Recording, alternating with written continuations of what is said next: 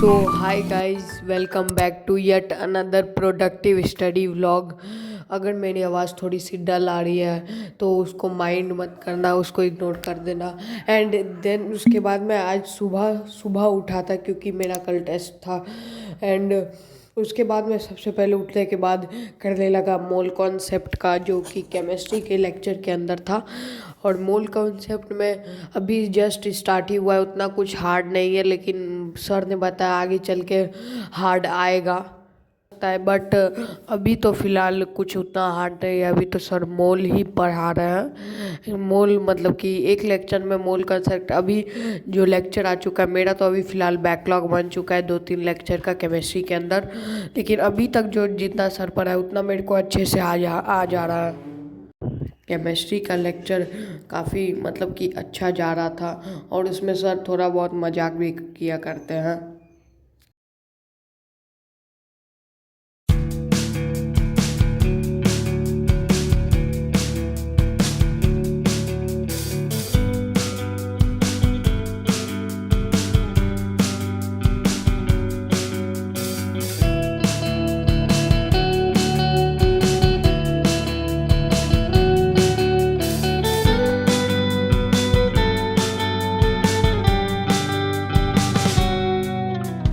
How long can you hold onto your breath chemistry का for? It's lecture been too long now. लेने के बाद मेरे notes बहुत बढ़िया प्रिसाइज वे में बन गए थे। मुझे नहीं लगता कि मतलब कि ज़्यादा मोटी मोटी किताबें मतलब भरने वाली है नोट्स से, कुछ ऐसा मतलब नोट्स बन गया था। मॉलिक्यूलर मास तक पढ़ा दिए थे, एंड ये कुछ मोल कॉन्सेप्ट का था। मतलब कि उधर फार्मूला जो भी था वो मैंने हाईलाइट करके रख लिया था, एंड ताकि बाद में रिवीजन करते वक्त हेल्प मिले। और उसके बाद मैं करने लगा था बॉटनी, जो कि विपिन सर करवा रहे थे। एंड बॉटनी में अभी चल रहा था सेल एनवेलप, जिसके अंदर 4 या 3 पार्ट सॉरी 4 या 3 पार्ट सर करवा चुके हैं। एंड अभी थोड़ा और पार्ट बचा हुआ है। बहुत ज़्यादा मतलब कि टाइम टेकिंग है ये चैप्टर, क्योंकि इसमें बहुत ज़्यादा दिमाग लगता है और समझने में भी टाइम लगता है, और सर डायग्राम के साथ समझाते हैं तो उसमें टाइम लग जाता है।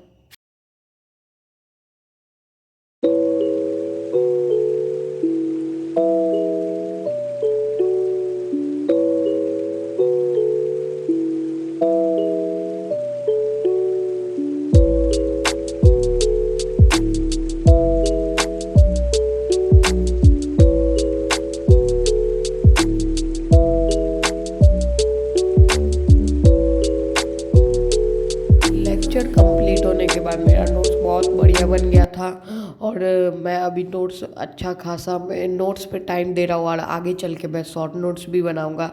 जैसे आप लोग देख सकते हो, डायग्राम भी सर पढ़ाते हैं, मतलब कि डायग्राम बनवाते हैं, और हर एक चीज़ जैसे नोट हो गया, ये हो गया, वो।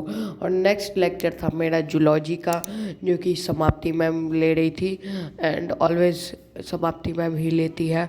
और इसमें कुछ मैम बातें कह रही थी कि नीट 2025 जो कि टफ आया था उसके बारे में कंक्लूजन दे रही थी मैम, कि उसमें बहुत सारे लोग कह रहे हैं कि आउट ऑफ एनसीईआरटी है, बट मैम का ऐसा कहना है कि this is not out of NCERT, मतलब बस अपना थोड़ा सा प्रेजेंस ऑफ माइंड लगाना था। और मैम ये भी बोल रही थी कि मैं किसी अदर सब्जेक्ट को क्रिटिसाइज़ नहीं कर रही हूँ, लेकिन हाँ फिजिक्स जो टफ आया था, फिजिक्स और केमिस्ट्री का लेवल सेम था, ऐसा मैम का कहना है।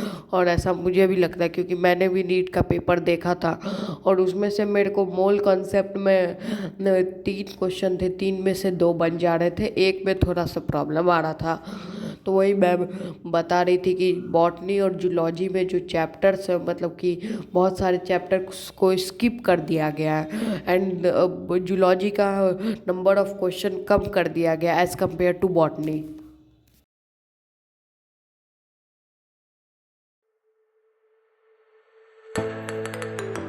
जूलॉजी का लेक्चर कंप्लीट होने के बाद ये कुछ रहा मेरा नोट्स का व्यू। मतलब जैसे ही मैं एरियोलर टिश्यू मैम आज पढ़ाई थी एंड मैंने डायग्राम को स्टिकी नोट्स में कर लिया था क्योंकि ज़्यादा पेज कवर ना करें, और इसमें बहुत सारे टाइप्स है कनेक्टिव टिश्यू के अंदर। देन फिर मैं बनाने लगा था मैगी, क्योंकि मतलब सुबह नहीं, लगभग अभी शाम तक हो चुकी थी, लगभग 9 PM हो चुके थे।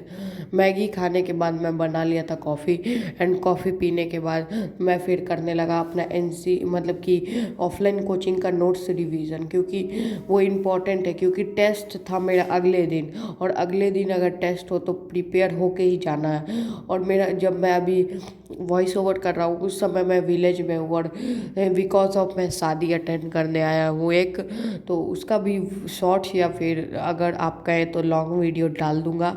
एंड मतलब कि इसीलिए आया हूँ, तो इसीलिए मेरा कुछ दिन ऑफलाइन कोचिंग भी मिस होगा, एंड ऑनलाइन तो मैं कर लूँगा थोड़ा मोड़ा, देखता हूँ, लेकिन ऑफलाइन तो मिस होगा। और इसीलिए मैंने सोचा कि टेस्ट दे के ही आऊँगा, क्योंकि टेस्ट देने का बहुत सारा फ़ायदा है, मतलब कि कंपटीशन पता लगता है, जिसमें मैं टेस्ट दे चुका हूँ। लगभग मेरे 45 क्वेश्चन थे, जिसमें से मेरे 42 सही हुए हैं, 3 क्वेश्चन गलत हुए, जिसमें से 3 क्वेश्चन बहुत मतलब कि एक क्वेश्चन तो पैरामेडिक पेयर वाला था, वो बायोमोलिक्यूल्स के अंदर, मतलब कि उसमें थोड़ा सा कन्फ्यूज़न था, एंड न्यूक्लियोसाइड एंड न्यूक्लियोटाइड वाला क्वेश्चन था, तो उसमें थोड़ा सा प्रॉब्लम था। एंड मेरे कोचिंग में सबसे पहले बायोमोलिक्यूल्स इसलिए पढ़ाया जा रहा है क्योंकि 11th के शुरुआत में अटेंशन बहुत ज़्यादा होता है, तो इसलिए पढ़ाया जा रहा है सबसे पहले बायोमोलिक्यूल्स, क्योंकि this is very hard chapter, 11th का वेरी हार्ड चैप्टर। मैंने अपने सीनियर से पूछा कि ये बहुत हार्ड चैप्टर है, लेकिन इसीलिए सर हमें सबसे पहले पढ़ा रहे, क्योंकि फोकस टाइम 11th के शुरू या किसी भी क्लास के शुरू में बहुत ज़्यादा होता है। अगर आप लोग इससे रिलेट कर रहे हो तो चैनल को सब्सक्राइब ज़रूर कर दीजिएगा, एंड अगर आप लोगों को ऐसा ही व्लॉग पसंद आता हो तो वीडियो को लाइक ज़रूर कर दीजिएगा।